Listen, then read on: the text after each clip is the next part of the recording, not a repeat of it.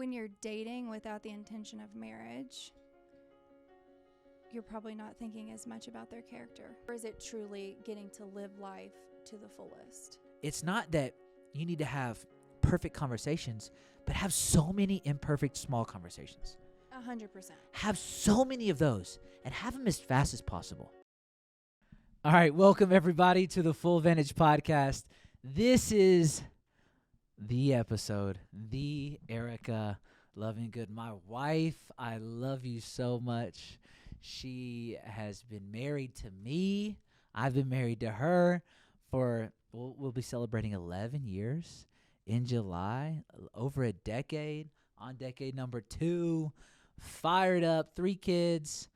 That's right. 3 states. Yeah. We've lived in 3 different states. We've had a lot of different types of jobs. We've done a lot of different types of things, and been all across the world together. How you feel? Great. A little tired, but great. So good. This is okay. So something funny about this, and we're gonna get into dating, marriage. This is the Valentine's Day episode. Okay, so put your romance mind on. Love.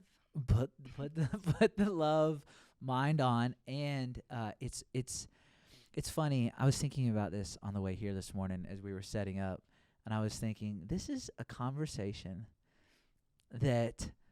So we talk all the time about just everything, right? Well, this is a conversation that we talk regularly about. We experience. And then also, when it comes to Valentine's Day, let me just say this. Who's the most romantic person out of us two? You by far. Okay, me by far, right? Okay, it comes with the nature, okay? People would say loving good, got to live up to the name. I love you. I'm a little bit more romantic. And that's okay because you would say that it's really important for me to keep pursuing you, right? For sure. For sure. Yeah. For sure.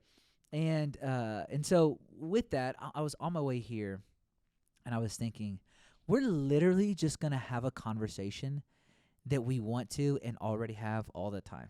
So no worries, no stress. We're just literally having mics and cameras on this conversation. So feel free to say whatever comes to your mind. If you want to know anything about my amazing wife, is that she brings hot takes so fast. So, hot takes all the time.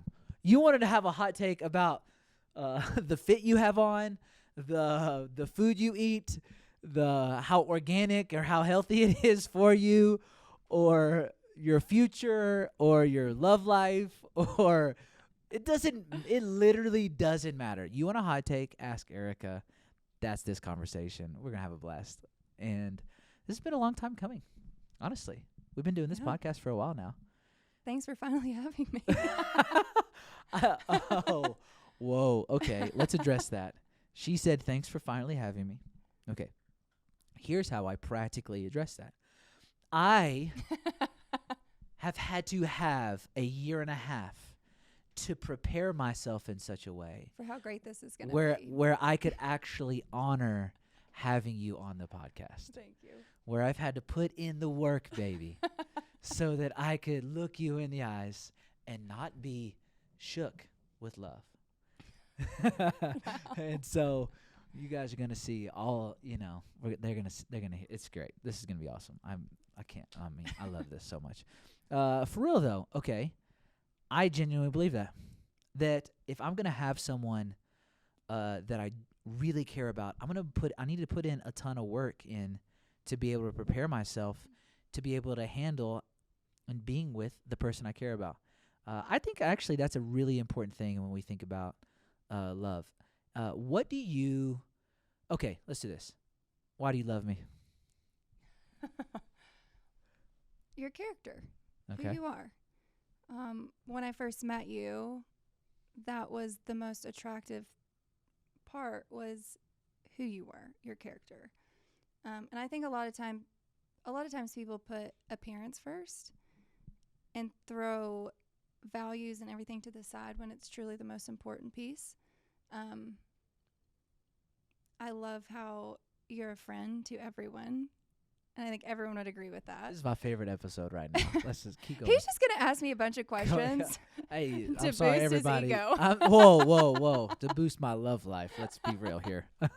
No, Yes. you're so giving, you're so kind, you're so loving to everyone around you. And yeah, I wanted that in my life too. Okay. That was amazing. That was beautiful. You're beautiful. I'm probably going to say that a lot on this episode. But was that what you were thinking about when you saw me or met me? Were you thinking about, oh, I'm looking for a young lad, a young man with high character? Is that what you were thinking of? Or did you notice that that's where you went? I'm just curious. I knew for a long time who I wanted, the type of person that I wanted. And when I first met you and saw you, I immediately saw that. And so I knew it was worth pursuing. Yeah. So something that hit me was, I don't think it was until I realized I wanted to pursue a life with you that I began to think about your character. I think that filter actually helped me formulate who I was going to need to have the longevity in the life that I really wanted. But it wasn't until I had that vision that I was able to put value to it. Because the value of you came into view for me when I had the vision of what I wanted for my life. Oh, 3 V's? Are you kidding me? Remember this, okay? I think that is important. That was a bar. Let me just repeat myself. As I hear you talk about character, I don't hear a lot of people talk about character. But then also on the flip side, I do hear a lot of people talk about character, and it feels a little cliche. And so but there's truths to cliches, because it's like, oh yes, you're looking for someone with high character. Yeah, but why? Well, why is because you actually want to go somewhere with your life. Well, if you don't know where you want to go or who you want to become or what you want to actually come into view, well, that's not going to help you value the real things you need to value in your life because you have no viewpoint. Yes. But I think what I was thinking was I was preparing for someone to marry, and at that point you were dating. And those are two very different things. Keep going. So marriage, when I thought about marriage, I did think a lot about the character of the man that I wanted to marry. When you're dating without the intention of marriage, you're probably not thinking as much about their character. The intentionality wasn't there. What are you thinking about? What do you mean? What is someone thinking about then? What's someone thinking about that's dating? If you can remember. I think it's like this far idea, but it's not as intentional. Yeah, it feels more immediate. Yeah. How fun is this right now? Yeah. You know? Get some free coffee and some free dinners first.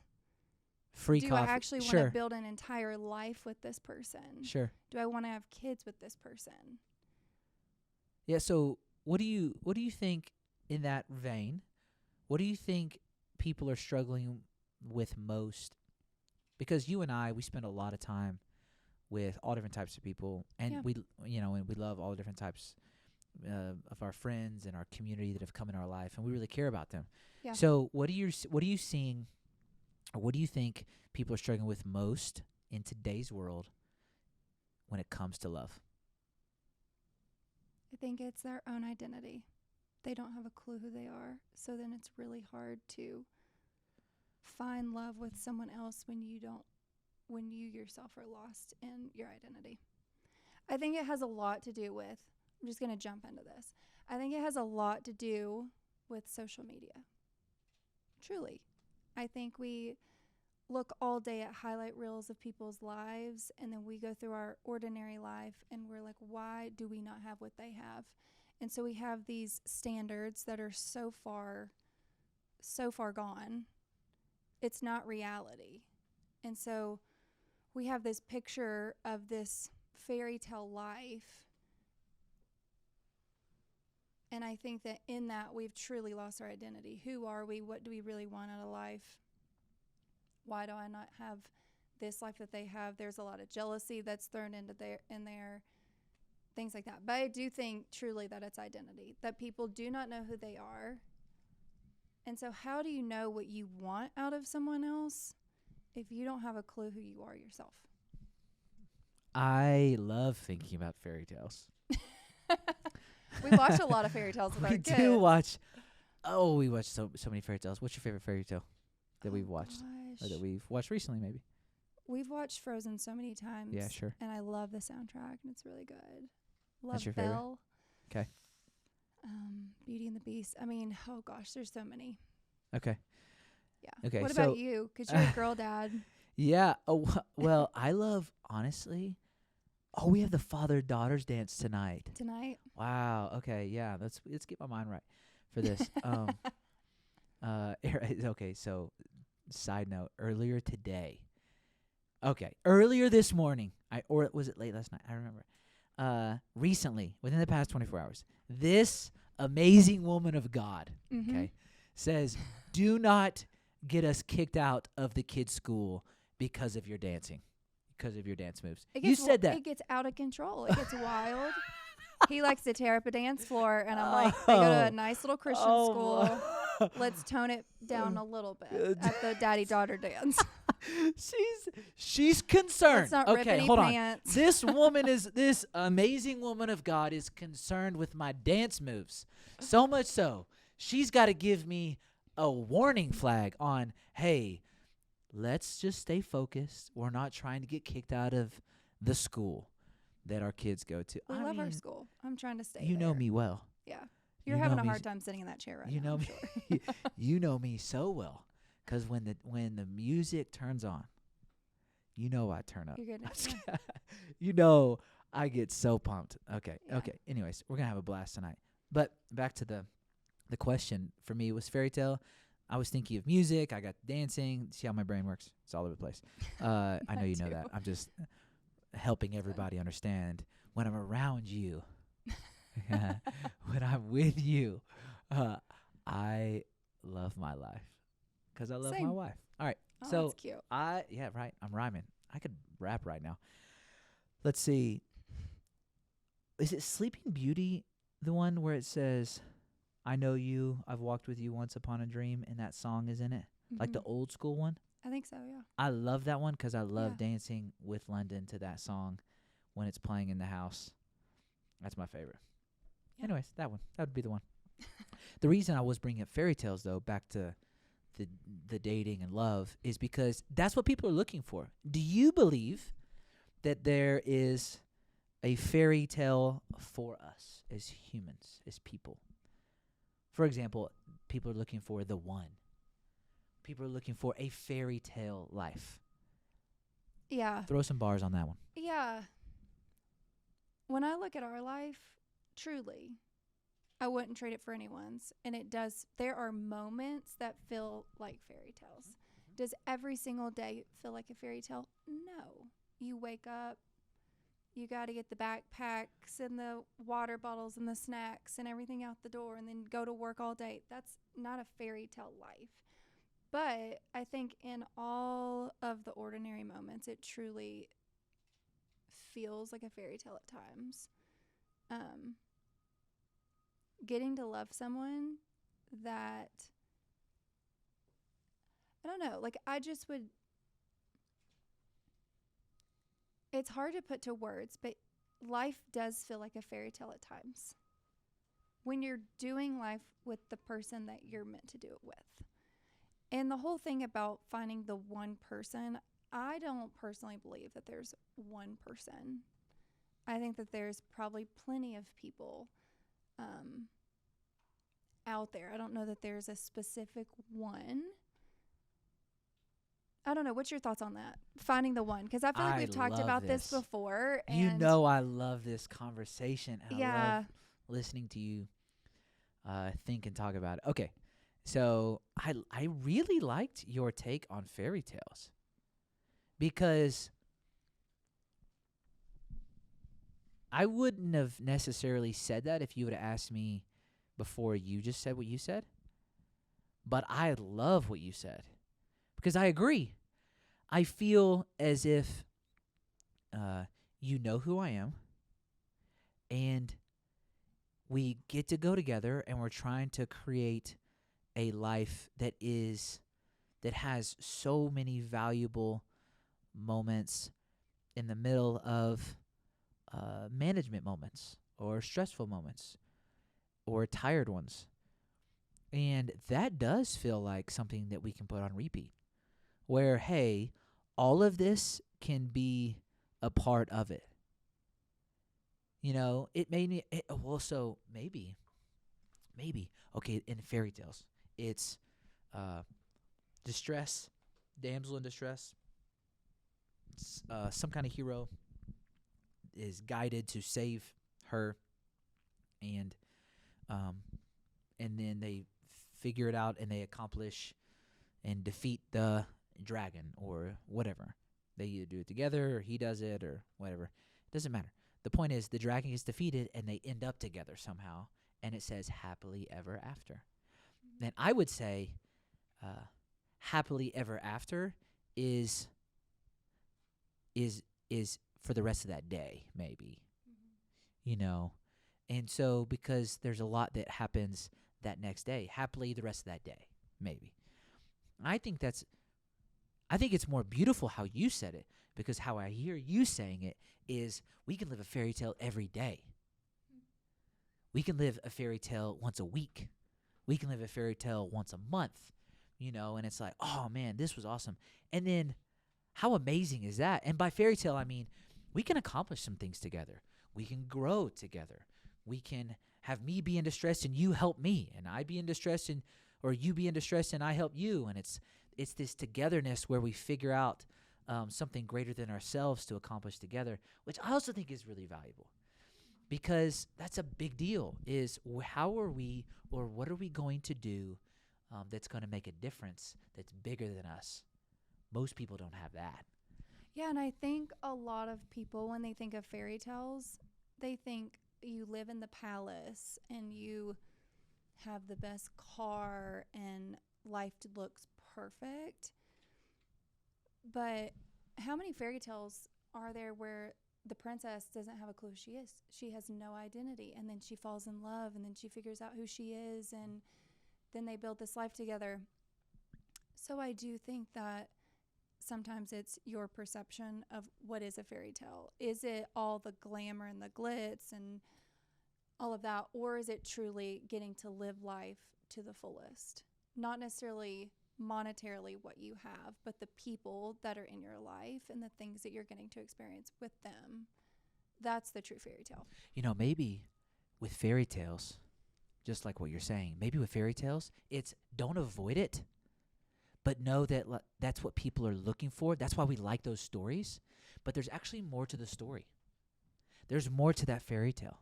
Mm-hmm. The fairy tale can actually have more attached to it. Like the stories, plural. Don't just look for one. There's going to be many stories of overcoming, many stories of growth, many stories of sadness and being in a state of depression and needing a vacation, you know, or needing some time away or retreating. It's like that is one I think I like what you're saying, because I think fairy tales is just a sliver of it. Don't be so nearsighted or short-sighted or have such a small point of view. There's just so much more for us to experience. There's a gambit. There's a huge ray, a spectrum of love and life to be lived. Why would you just want just a small piece of it? Yeah. Why would you want? And so maybe that's what we can begin to do, or we encourage people, or how we can even begin to think about it a little bit better. Is there anything you'd like to add to that? As you think about it then, talk about the one. Because fairy tales influence us, and stories influence us, and I wouldn't have even landed where I just landed if it wasn't for you, which is That is so amazing. I love this. But let's talk about the one, because there's a lot of stress to find the one in people's lives because of fairy tales, or they've been told the right one or the wrong one, or like, what does that look like? How do you process that, or how do you help others process that? Or how have you, even with me? Well, you are the one. So, no. I think it just causes a lot of chaos and frustration when you think that there's only one person out there that's for you. I just don't believe that. I believe that there's a ton of people out there that probably have the character that you're looking for, the qualities that you're looking for, all around you. And I just truly don't believe that there's one person. I mean, I have seen in my personal life so many people who have been married to someone that they love and adore, and they've lost that person. Like, they passed away. And then they've had the opportunity to find someone else that they've gotten to love. And so I don't think truly that there's just one person out there that can make you happy and that you can love. That's just not true. There's billions of people on this earth. Because of my faith, it's hard for me to see a space where there's one human more valuable than another. Right. Because humans are valuable. Period. Okay. If all humans are valuable and all humans are uniquely and wonderfully made, and every human, there's not another like them or even close. There may be doppelgangers, but the character or the thoughts behind someone that may look similar to you, whether it's a twin or whatever, you're still way different. There's still so much difference between you. And something I think is really interesting is if all humans are valuable and all humans are unique, and there's not one greater than another, actually you deciding to choose to marry me actually makes it more special. Because what you're saying is, out of everyone that I could choose that is just as valuable as you, I'm choosing to place value on you. Yeah, I love that. And that actually makes it not a problem to solve,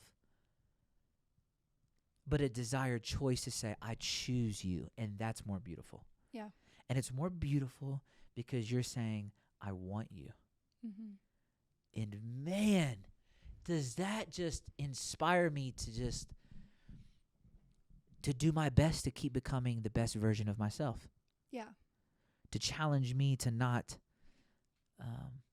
to listen to you, to hear what you have to say. Now, you may have to say it multiple times. Okay. So, usually about 4. So wait. No, let's bring that up. Okay. So how many times do you usually have to say something, or what does that mean? So that's a good joke, right? But for real, it does take me some time.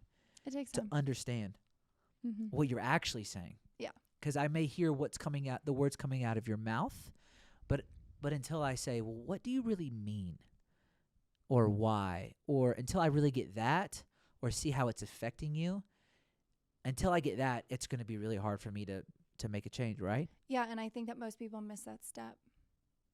They just keep letting their significant other or spouse say it over and over and over again without stopping and saying, hey, I don't think I'm actually understanding what you're trying to say. Yeah, and it usually hits me about 3.5 times later. But you get there. Yeah, and I'm not saying I'm even there. I'm just saying I keep trying to do my best to keep getting there quicker, right? Yeah. Because there's this definition of intelligence that someone shared, and I don't know if I fully believe it, but I really like it because it's applicable for me. It's intelligence is the rate at which the thing that you've learned changes you. something like that. How quickly can you apply a valuable thing into your life? And what's cool is, I was like, oh, it was like this makes you more intelligent is if you can learn and then apply. And I was like, oh man, boom, in. That is even more important for me, is because I can be smarter or more intelligent about this relationship that we have if I can apply what you're telling me quicker. So that's been really fun, is to gain in my intelligence. It also feels like you care to grow.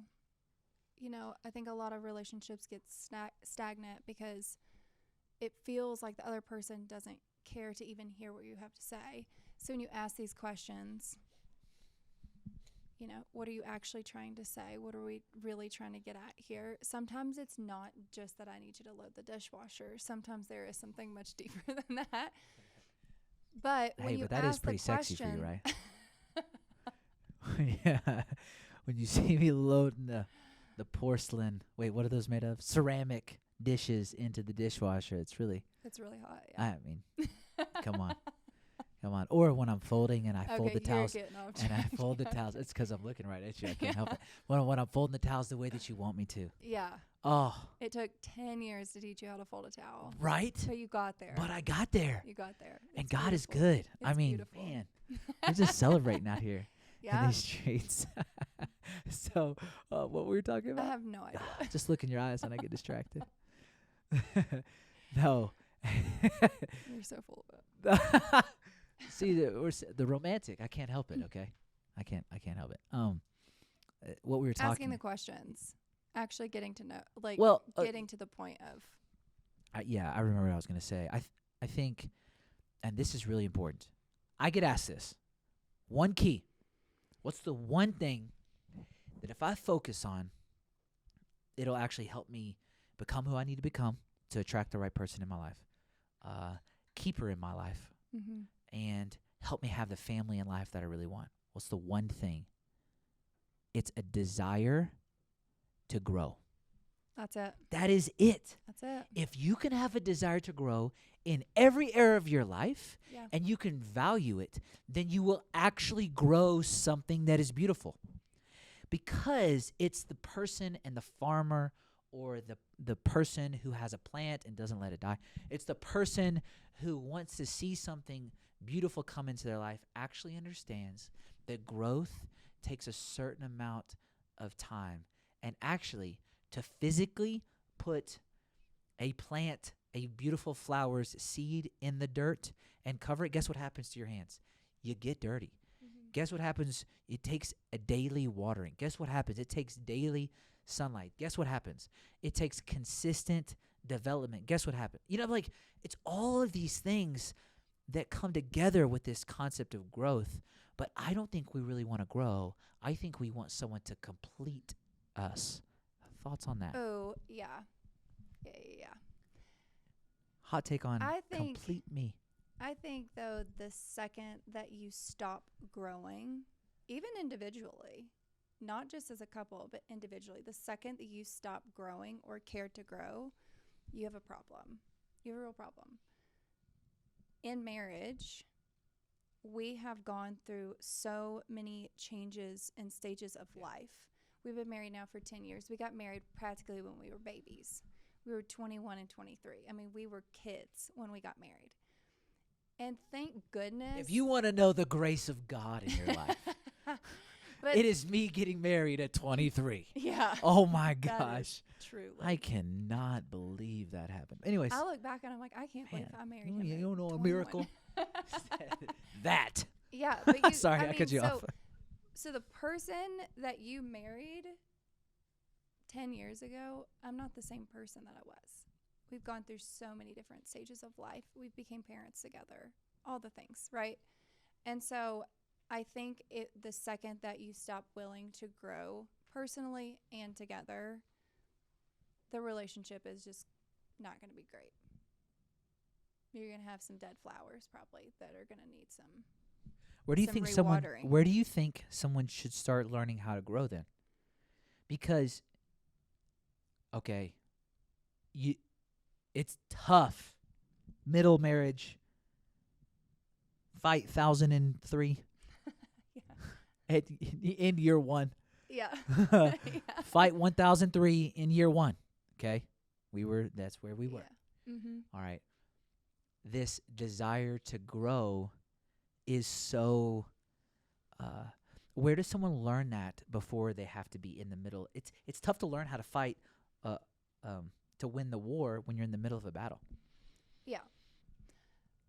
We had been married for about 3 years, so I wish I would have learned this a lot sooner, but we had been married for 3 years, and I vividly remember having a conversation with God. Like, I was really furious. Like, this marriage is You were furious with God or me? You.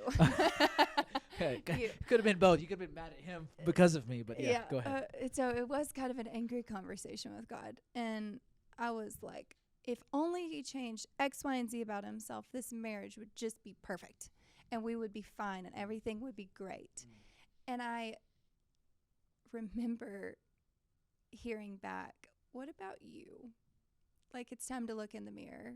Maybe there's some things to change about yourself and quit focusing on what he needs to do better and different.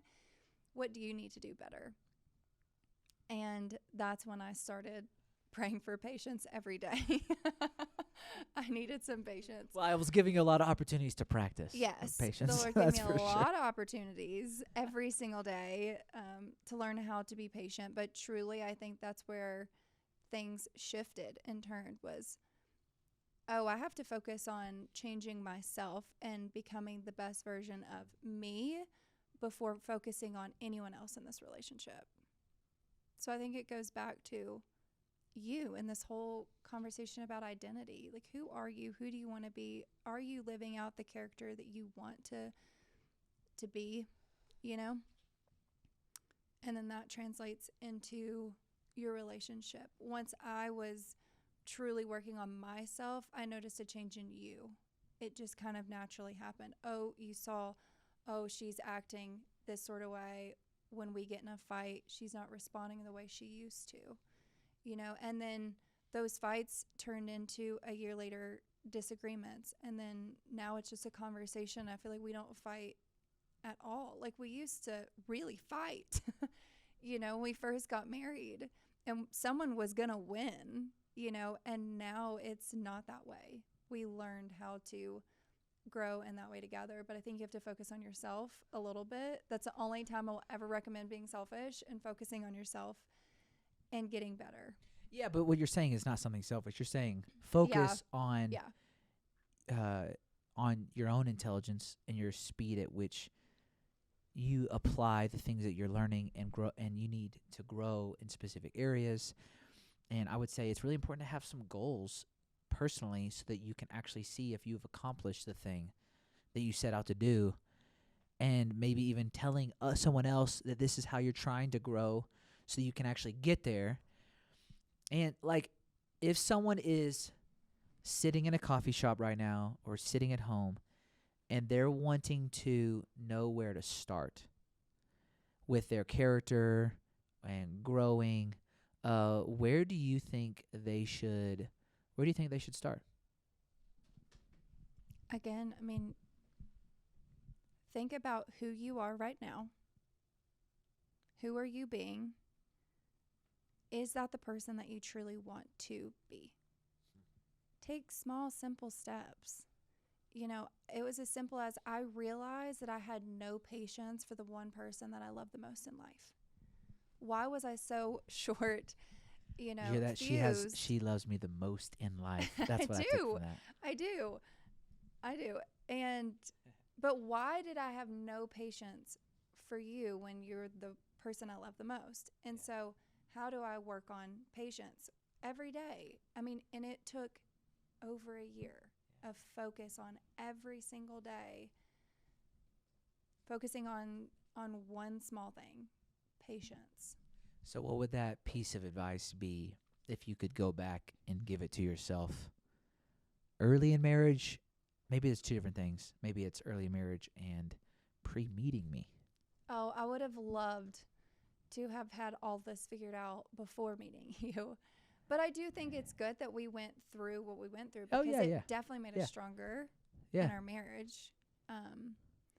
But yeah, I mean, if I could have gone back and not been so immature and think that I had life completely figured out, I would totally go back and focus on who I really wanted to be. I think I was like a girl and had to become a woman, and that was hard. Ooh. But that takes a lot of growth steps and focus every day. Like small, simple steps. What is the one thing that you're lacking right now? Is it that you don't have patience? Is it, that you're not very kind right now, or whatever it may be? And focus on that for the next year. Every single day. How can you be kind in the grocery store? I mean, it can seriously be that simple. And then it transfers into life. You're really good at not trying to overcomplicate things in the practical for yourself, and you give yourself grace in that, not everything's going to be perfect, so stop expecting it to be perfect. Now that's a learned trait for sure. Mm-hmm. How would you say, are there some practical examples that you remember that really challenged you, that you've overcome or that we've overcome together? Okay, well, just going back to the word perfect, because this brought back the memory of when we were in marriage counseling. Do you remember? Oh, man, marriage counseling. This was pre-marriage. Do you remember Greg? Oh, yeah. G. He's so great. G Money. Our marriage counselor. I'm going to send this to G. And he be said, so happy about it with us. He asked us a question. He said, what was your parents' marriage like? Sum it up in one word. And remember, I said perfect. I don't remember what you said. I remember it being something positive, though. But I literally said, perfect. It's what I saw as a kid, that it was like this perfect marriage, and my parents loved each other so well, and I never saw them fight, argue. They just loved and respected each other, which was a fantastic model. But Greg had to stop me and go, hey, you do know that like no marriage is perfect, right? Like no relationship is perfect. It's made up of two very imperfect people, so it will be messy.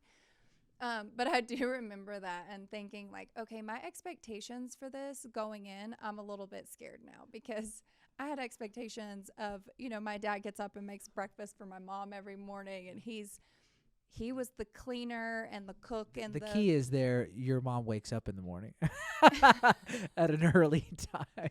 So I don't wake up for breakfast. That wasn't necessarily in the cards for us, because I'm up a little earlier than you. But yeah, go ahead, keep going.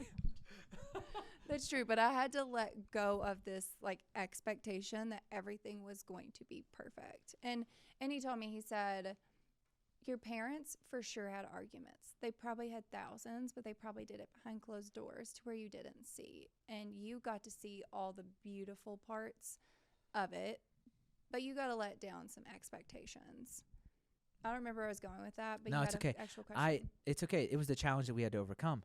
I think one of the ways that we overcame that challenge is, you just said it, thousands of arguments. Your parents had those.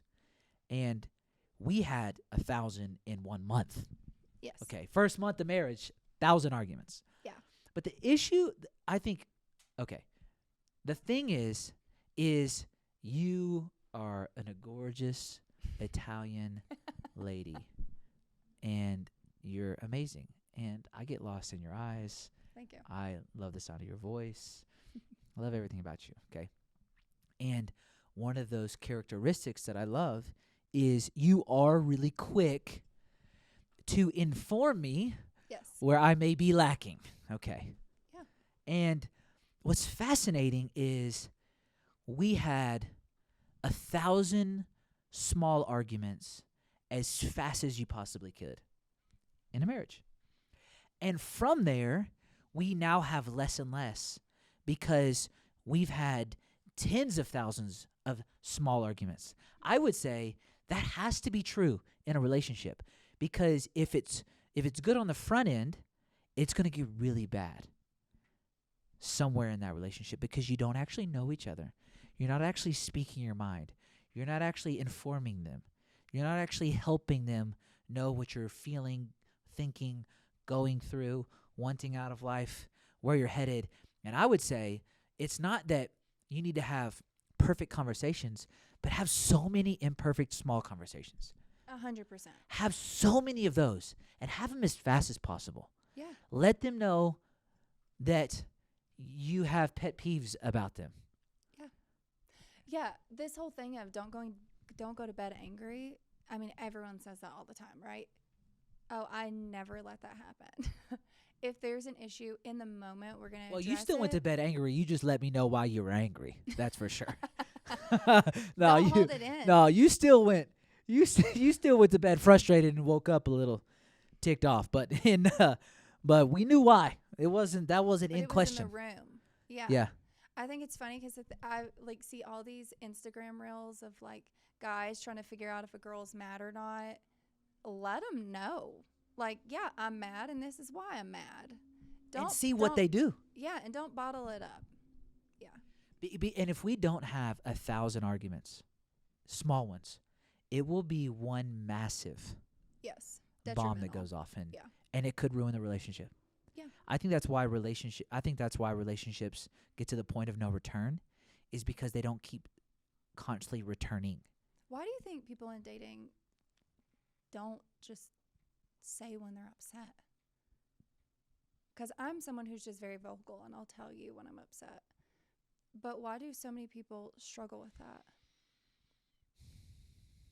Struggle with having small arguments all the time?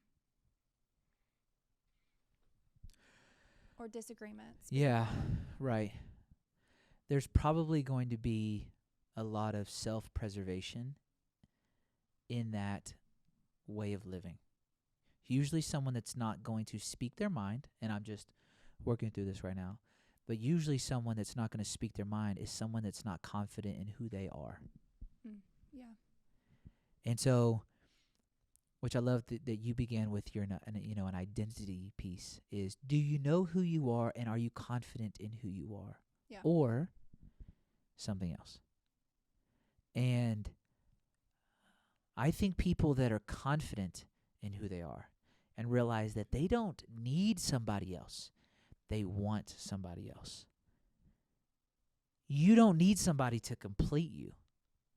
Yeah. You want somebody to go through life with, to share your life with, to share the journey, to adventure.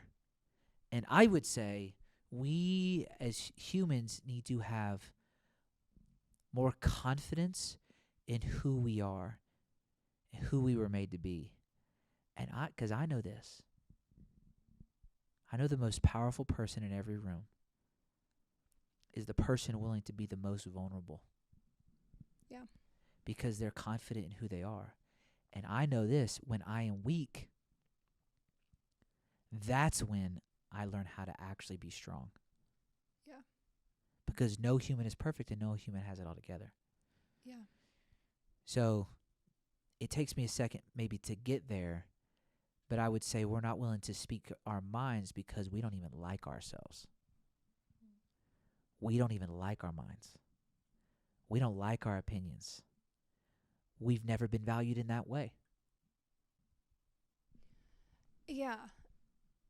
I'm curious what your thoughts then would be to that person, because I've been in this place where I hated who I was, and I knew for a fact I wasn't being who I was called to be. You know, college age, lost identity, had no idea who I was. How do you get out of that? Like, you know for a fact that you are not who you want to be. But where do you start? Well, I think that's actually a more simple question to answer than the last question you gave me. And I would say it has to do with the source of your life, the source that you draw from. And you are only going to pull from the source you're connected to. And what I would say to that is where, okay, so there's a lot of negative self-talk. There's a lot of negative people thinking a lot of negative things about themselves. I think negative things about myself all the time. Yeah, same. And what happens is we have to say, okay, but why am I being negative? Where is that coming from? Is that who I am? Is that who I want to be? And I pull from a different source. And so right then is I do a quick assessment of how I'm thinking about me. And I realize, oh, but that's not who my wife says that I am. Oh, that's not who my friend says that I am. Oh, that's not who my parents say that I am. Oh, guess what? I don't have a wife. I don't have high-quality friends. I don't have parents. Well, maybe you need to find a high-quality community that speaks life into your life and values you appropriately so that you can learn how to view yourself the way that somebody else views you in a non-transactional way. Yeah. We do not speak our minds in a dating relationship because we're trying to get something from them. And if we speak our mind, guess what we won't get? That thing we want from them. What am I looking for? I'm looking for them to say that they love me. That doesn't mean I need to love them. That doesn't mean, maybe it's not even love. I just need them to say that they like me. I just need them to show interest in me. And sometimes people get addicted to even that. And then they break the relationship off for it to go any further, and they get addicted to say, ooh, I can figure out how to get someone to like me or to keep wanting to date me, and then I'm good or bored with that, and then I'll go to the next thing. And then they live their life for that. Like I've seen and heard of that as well. That's the person who is addicted to options, and we can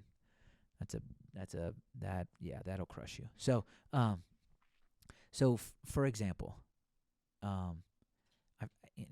like as we keep going this direction, it's you have found a people and friends, and I think we have to have high quality friends, and a high quality community before we can ever have a high quality marriage. I think that's true. I do. I agree with that. I think I have to learn how to have a best friend before I really, honestly, become a best friend so that I can be who I need to be to get a new best friend that I commit my life to. Yeah. And so, I love the question that we were talking about, and I think the big thing for me with the identity is there's no greater love than to lay your life down for a friend. And if you have somebody that's willing to lay their life down for you, you have found what you're looking for in a friend. And now you can learn how to do that for someone else. Yeah. And laying your life down on the line is not just that, that moment where you die for somebody. I mean, I think that's a big deal, like where someone does do that, like, whoa, that's an honor. But that's not necessarily what I'm talking about. In this moment, what I'm talking about is it's a different type of thing to lay your life down, your wants down, your desires down, and put someone else's before yours.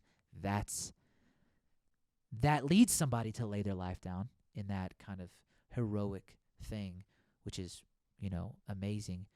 But you don't get there just by accident. You get there because you say, hey, I'm going to lay down my selfishness, and I'm going to serve their wants, their needs, their desires. And I think that's where we learn that. Yeah, that's key in a relationship. And I think when you first, I think early on in marriage or a relationship, it exposes, I don't think it fixes, but I think it exposes how selfish you are. Like you really learn, okay, I'm selfish. I remember we first got married, I felt really selfish. Like, can you communicate better with me? I don't have to know where you're at all the time, but I had selfish desires. Like, I want to know where he's at. I want to know what he's thinking right now, all these things. And I cared about that. And then we had kids. So I thought I'd like overcome it in our marriage in our first few years. And then we had children. It was like, whoa, we're so selfish. And then it exposes it even more. So it exposes, I guess, that selfishness. And then one thing that we learned on the flip of that, like what you were just saying, was, okay, how do we serve each other in this then? How do we serve each other every day? And you do a really good job of that. Just so you know. Really? You Do do. talk more about that. No. Because I wouldn't say that I wouldn't say that I'm there yet. I want, just to be practical in that, 3 days ago or 4 days ago, you were sharing with me how you were something that you were needing more is, hey, I need to find some more slowness in some areas. And I heard that. Yeah. And I was like, okay, we can figure this out, or she'll figure it out. And I was like, hold on. If I don't help her figure this out, she won't be able to.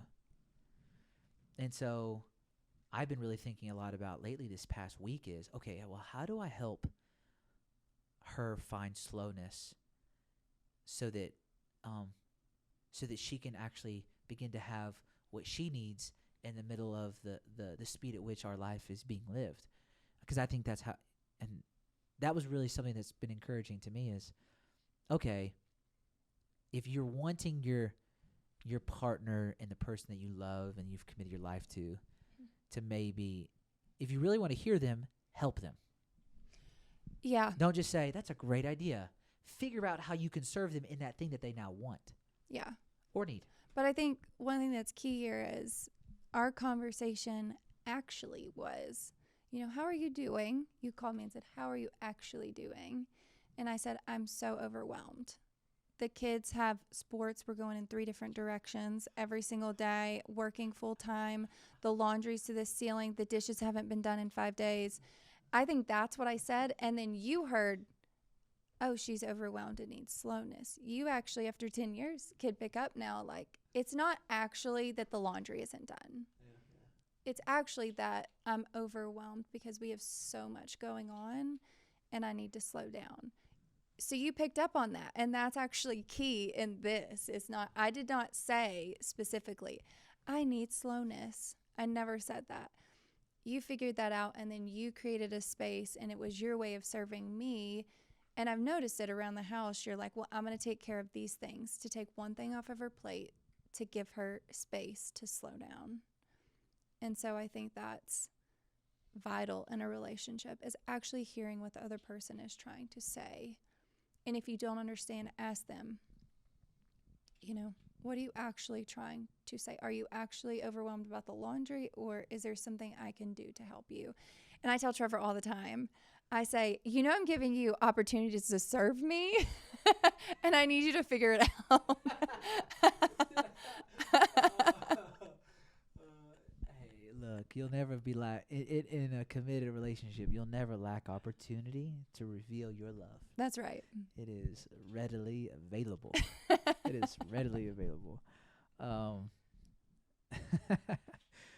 that's good. How do we do this for the next decade? How do we stay married? How do we keep going? What do you think it is, or if it's different, or what could we add? What could you add to that with where we're trying to go with our lives? Yeah. I think this might be a little bit specific to people with kids, but I think some of the best advice we ever got was that our marriage comes before our kids. And it is the main focus. One thing that I love that you and I do every single week on Fridays. Should we tell it here? I mean, so later, is that okay Trevor. to say? So later today, every Friday, while the kids are in school, so we don't have to get babysitters, we have a lunch date together. And a lot of people ask me, they're like, you have a date with your husband every single week. Like, what do you even talk about? I've gotten that question before. You've been married for 10 years and you still have stuff to talk about. I'm like, I have more to talk about now than I ever have. But one thing that we do on our date that is key is that we dream together every single week. We dream into the future together. We don't stop with just, I would say, goals. I think goals are really good. And a lot of our goals are not even just like monetary goals, but like, what are we going to do as a family? What kind of, what kind of staple are we going to put in the ground as a family this year? What are our values as a family? What are we really going to get after? What trips are we going to take? And it's fun. But like, we dream up the future together every single week. And it might sound like we're repetitive in that. But I think when you are talking about what's another decade together and how do you get there, keep dreaming together. Don't stop dreaming up a future together, because it's exciting. It makes things so exciting. Like, okay, in a year we're going to do this, and these are our goals, and these are our dreams and aspirations, and we're going to do this together. So it's one of my favorite things that we do, and we don't ever sacrifice a Friday lunch. It's a priority to us. But what's interesting about that, though, is that's new based off of within the past year. Yeah. And I think we've done it for a year now. I Mm-hmm. can't, but that's new. Yeah. Based off of the new circumstances we're in, the new Yeah. world we live in, the new jobs that we have, the new directions we're headed. And I think that's what's vital too, is it's things are going to change, but you determine what needs to change and how things could change. Yeah. And it's solving a problem that is a priority problem. That's not just like a preference problem. It's like, ooh, I don't know. Well, it's like, well, maybe we don't have enough money to go out on a date every week. We definitely don't. Yeah. But what we do have enough to do is, while our kids are in school, to go have lunch together. Yeah. Now that's something we can do because it's half price. Yeah. You know, well, it's No not. It doesn't childcare. matter the time of day that you're No. with each other. It just matters that you're with each other. And it's intentional. And you can make romance happen at noon on a Friday, at Chipotle. just as much as at Chipotle, right? We're almost Right, always where- at Chipotle. Where we have all the points and it's only $5 because we Yeah. get free entrees. She knows how. Like, okay, tell him the trick. Tell him the Chipotle trick. Tell him. Just get your rewards. Oh yeah, rewards. Just get okay, your but they only rewards. let you use one reward, right? They only let you use one at a One time. reward, so Hey, you this have is to do it. So you have to do it some online. life hacks. Be a pro about it. Why are we Get after it. sharing this This is information? good information. What if they shut us down?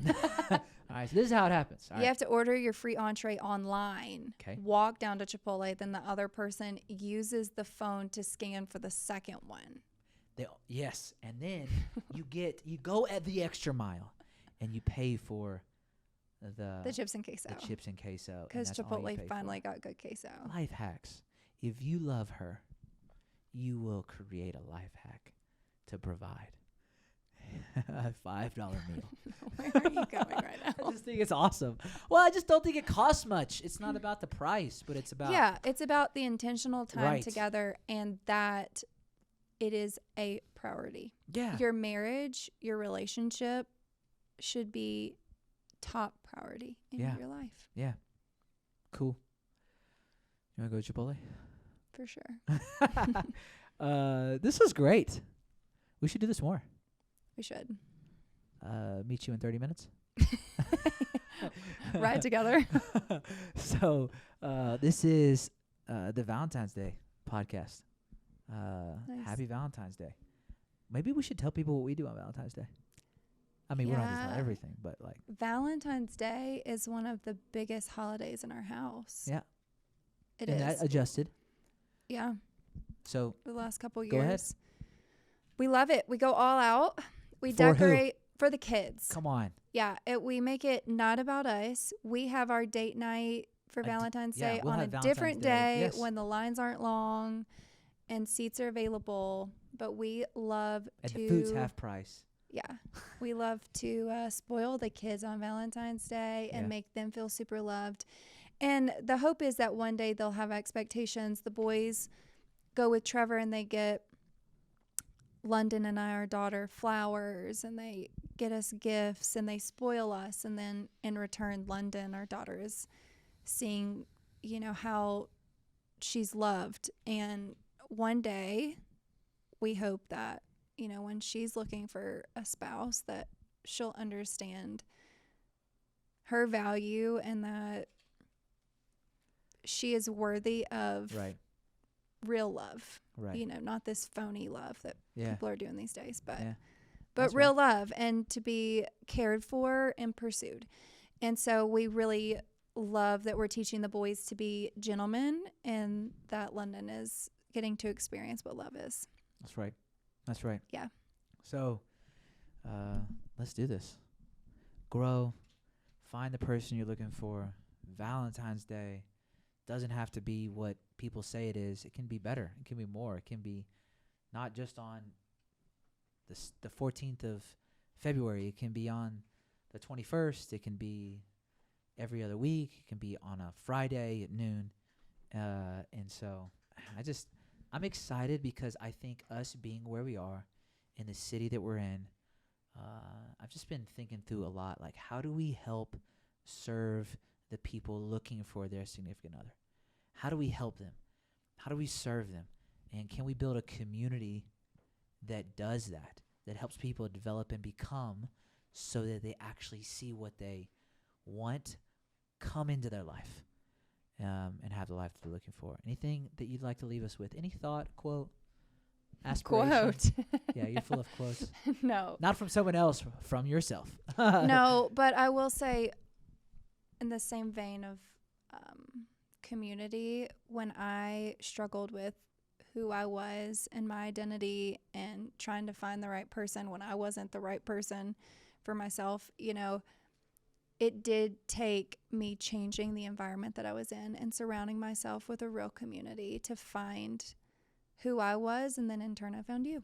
So I do think that community is a huge piece.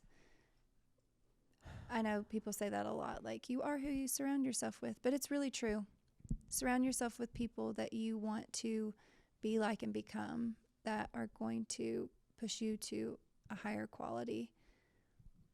I think serving and helping and being a part of something bigger than yourself actually makes you more attractive and actually gives you the confidence that you're going to need, and helps you see yourself in a valuable light and state. So I love you. Love you too. I love this conversation. This was fun. Let's do it again. And, well, you know where to find me if you want me back. No, we will. It'll be great. Full Vantage Podcast. Share this with somebody who needs to be encouraged on Valentine's Day, or just with love, or just, this is a conversation. So if you want to have a conversation with us, DM us on Instagram, hit us up in the YouTube chat. We've actually been replying more to those, and subscribe. Yeah, but overall, we're just trying to encourage you and sharing this with others. We'll catch you later.